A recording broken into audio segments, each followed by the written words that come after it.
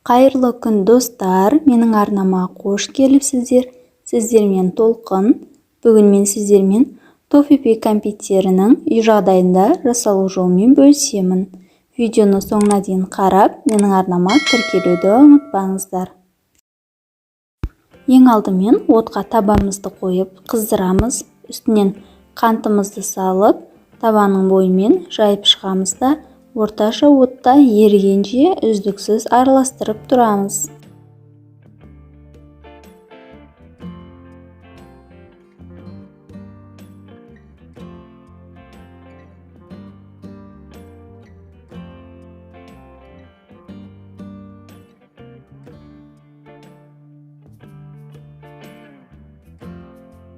Қантымыз толық еріп, қоюланып, карамель түске енгенше күтеміз. Үстінен бөлме температурасындағы сливкиімізді құйып, өте жылдам тез-тез араластырамыз.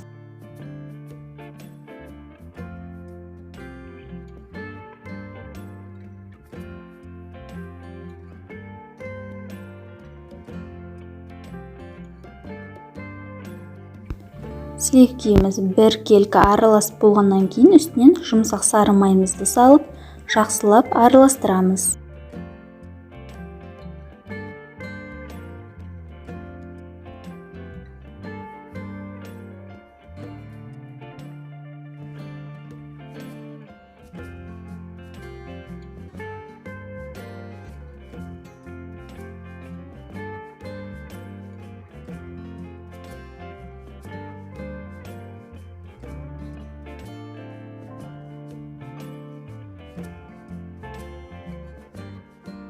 Орташа отта қою болғанша үздіксіз қасынан кетпей араластырып тұрамыз. Карамельдің дайын болғанын салқын суға 1-2 тамшысын тамызып көреміз. Ол жайылып кетпей бір орнында тұрса, яғни біздің карамеліміз дайын деген сөз. Карамельді оттан алып, кішкене суытамыз және осындай формалардың үстінен құямыз. Егер сізде силиконды форма болса, соның үстіне де құюға болады.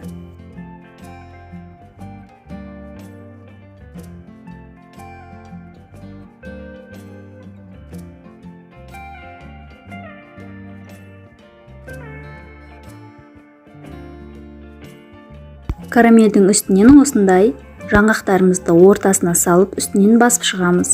Негізі оригинал рецепт бойынша ортасына фундук салыну керек. Мен бірақ арахис жаңғағын салып шықтым. Келесі кезекте карамельдің үстінен сүтті шоколадтарымызды құйып шығамыз.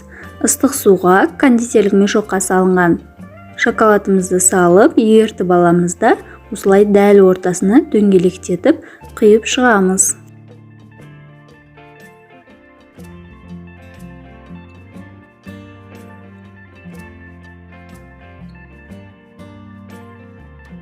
Дайын болған конфеттерімізді тоңазытқышқа жарты сағатқа қатқанша қойып қоямыз.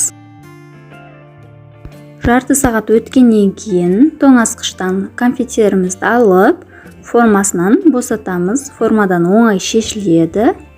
Мінекей достар, осымен біздің Toffifee кәмпиттеріміз дайын болды. Дәмі өте керемет. Дүкеннен сатып алғанша өздеріңіз үй жағдайында жасасаңыздар болады. Менің арнама тіркеліп, лүпіл басып пікір қалдыруды ұмытпаңыздар. Қоңыраушаны басып қойыңыздар. Алдағы уақытта әлі көптеген рецепттермен бөлісемін. Сау саламатта болыңыздар.